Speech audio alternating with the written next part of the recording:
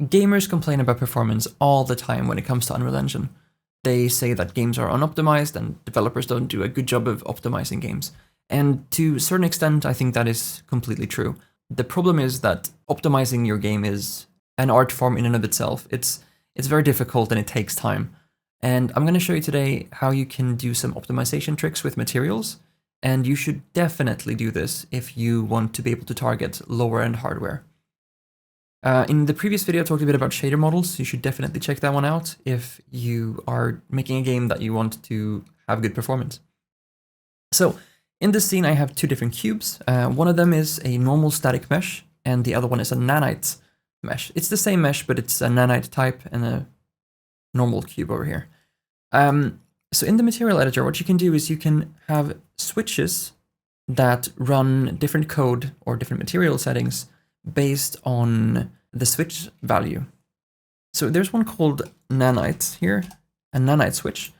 And if I just plug this into the base color to demonstrate, and let's put a 3vec into here with the color red and another one that is green. When I compile this, it will basically run two different materials based on the mesh type.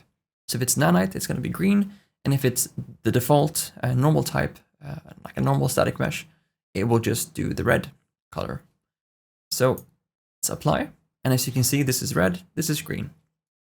So for instance, with this switch, what you can do is you can set up different materials based on the mesh type. And then there's a bunch of other. The ones you want to probably use the most is the quality switch, which is a switch to change the material based on the user's settings. So if they use an epic setting or a medium, high, low, and so on, you can give them different materials. By default, it will lower texture quality and stuff, but it will just keep the material as is. So you should definitely use the quality switch for this. And let's see here what else we can find. We have something with path tracing.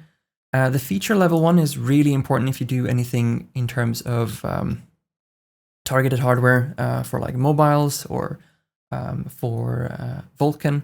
So if you do a game that has different types of shader models you can run, you want to use this. The typical ones today is the SM5 and SM6, but this is also really useful. The ES2 and ES3 I think are ones used for Android mostly.